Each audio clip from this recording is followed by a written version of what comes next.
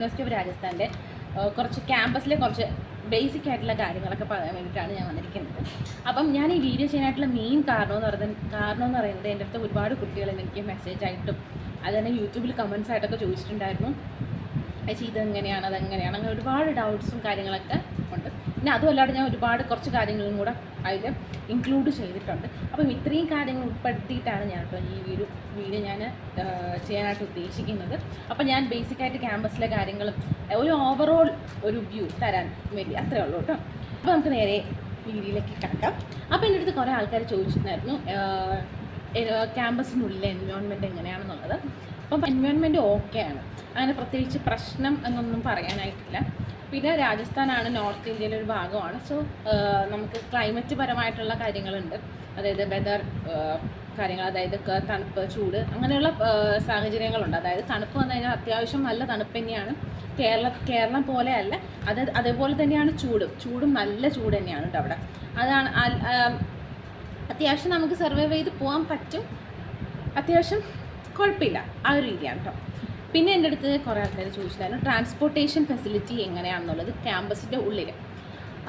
Campus അത്യാവശ്യം വലുപ്പമുള്ളൊരു ക്യാമ്പസാണ്. So ഇതുവരെ കുട്ടികൾ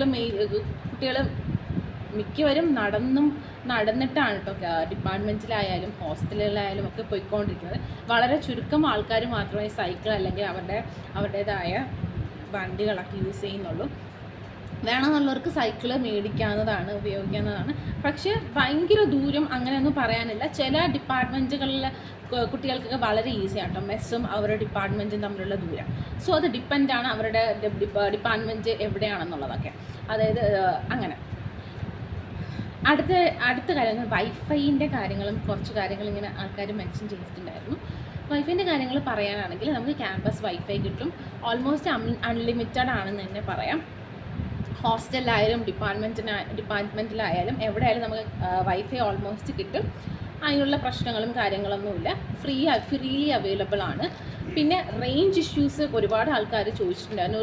ഈ സിമ്മിന് റേഞ്ച് ഉണ്ടോ, അതായത് പല സിമ്മുള്ള ആൾക്കാരുണ്ട്.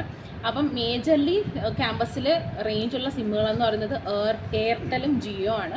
ബാക്കിയുള്ള സിമ്മൊക്കെ വളരെ മോശമാണ് കേട്ടോ റേഞ്ചിൻ്റെ അവസ്ഥ. അതായത് ഇപ്പം നമ്മൾ ഹോസ്റ്റലിലോ അല്ലെങ്കിൽ ഡിപ്പാർട്ട്മെൻറ്റിലോ പല ഭാഗത്തൊക്കെ പോയി കഴിഞ്ഞാൽ ആ റേഞ്ച് ഇഷ്യൂസ് ഉണ്ടാവും.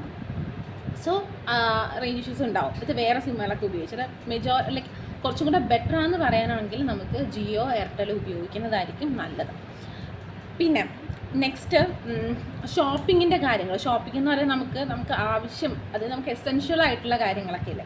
അതായത് നമുക്ക് ഞാൻ ഉദ്ദേശിക്കുന്നത് ഡ്രസ്സ് അങ്ങനെയുള്ളതൊന്നും അല്ല, അതായത് ഡ്രസ്സല്ല, നമ്മൾ പുറത്ത് ഷോപ്പിംഗ് പോകാൻ അങ്ങനെയല്ല, അത്യാവശ്യം കാര്യങ്ങൾ. അതായത് നമുക്ക് എന്താണ് ഇപ്പോൾ പേസ്റ്റ്, സോപ്പ് അങ്ങനെയുള്ള എല്ലാ കാര്യങ്ങളും, അതായത് നമുക്കിപ്പോൾ അങ്ങനെയുള്ള ബേസിക് എല്ലാ കമ്മോഡിറ്റീസും നമുക്ക് ക്യാമ്പസിനുള്ളിൽ തന്നെ അവൈലബിൾ ആണ്. അപ്പം ക്യാമ്പസിനുള്ളിൽ ഷോപ്പുകളുണ്ട്. സോ നമുക്ക് അവിടെ പോയിട്ട് മേടിക്കാം. അതുപോലെ തന്നെ അവിടെ നിന്ന് മേടിച്ചില്ലെങ്കിലും കുഴപ്പമില്ല, ക്യാമ്പസിൻ്റെ പുറത്ത് തൊട്ടടുത്ത് തന്നെ ഒരുപാട് ഷോപ്പിംഗ് ഏരിയാസ് ഉണ്ട്, അവിടെ പോയാലും മേടിക്കാവുന്നതാണ്. സോ അതിനുള്ളൊരു പ്രശ്നമൊന്നുമില്ല. പിന്നെ എൻ്റെ അടുത്ത് ആൾക്കാർ ചോദിച്ചത് ഫുഡിൻ്റെ കാര്യങ്ങൾ ചോദിച്ചിട്ടുണ്ടായിരുന്നു. ഫുഡിൻ്റെ കാര്യം, ക്യാമ്പസിനുള്ളിൽ നോൺ വെജ് ഫുഡ് കിട്ടത്തില്ല. മെസ്സിലായാലും നോൺ വെജ് ഫുഡൊന്നും പ്രൊവൈഡ് ചെയ്യുന്നില്ല, ഓൺലി വെജ് ഫുഡാണ്. പക്ഷേ മലയാളികളാണ് നമ്മൾ, കൂടുതൽ നോൺ വെജ് ഫുഡ് കഴിക്കുന്നവരാണ്. അപ്പോൾ ഓപ്ഷൻസ് ഉണ്ടോ എന്ന് ചോദിച്ചാൽ ഓപ്ഷൻസ് ഉണ്ട്. ക്യാമ്പസിൻ്റെ പുറത്ത് ഒരുപാട് ഷോപ്സ് ഉണ്ട്. അത്യാവശ്യം ടേസ്റ്റ്, നമുക്ക് അത്യാവശ്യം ഓക്കെ ടേസ്റ്റിനൊക്കെ ഉള്ളതൊക്കെ നോൺ വെജ് ഫുഡൊക്കെ അവൈലബിൾ ആണ്.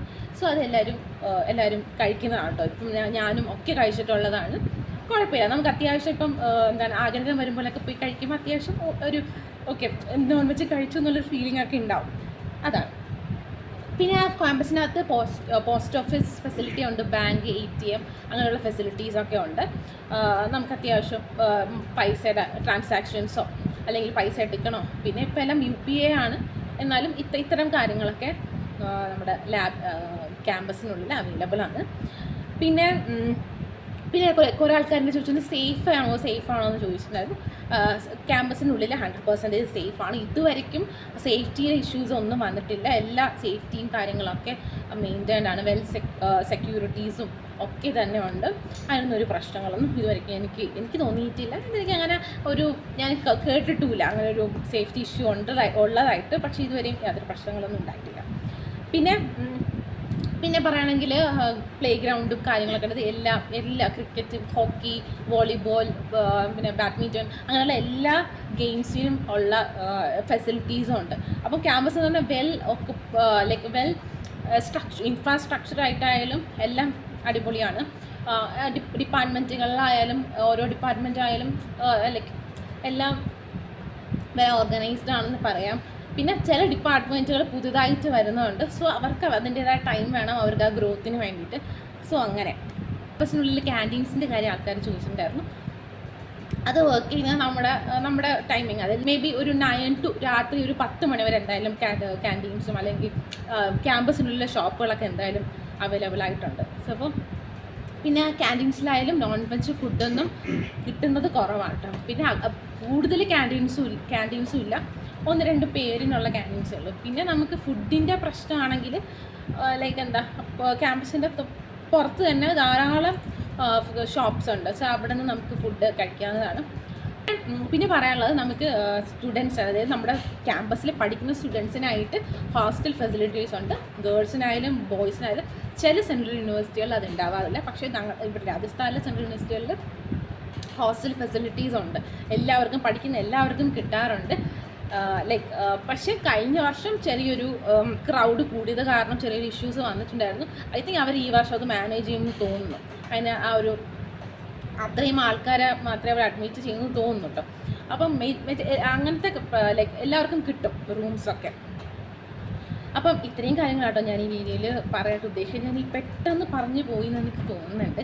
അപ്പം എനിക്കറിയില്ല ഞാൻ എന്തൊക്കെ ഇനി മിസ്സായി എന്നുള്ളതെന്ന് എനിക്കറിയത്തില്ല. പിന്നെ ഞാൻ ഹോസ്റ്റലിന് വേണ്ടിയിട്ടും പിന്നെ ട്രാവലിംഗ് എങ്ങനെയാണ് ചെയ്യേണ്ടതെന്നുള്ള ഞാൻ വേറെ സെപ്പറേറ്റ് വീഡിയോ ആയിട്ട് ചെയ്യുന്നുണ്ട്.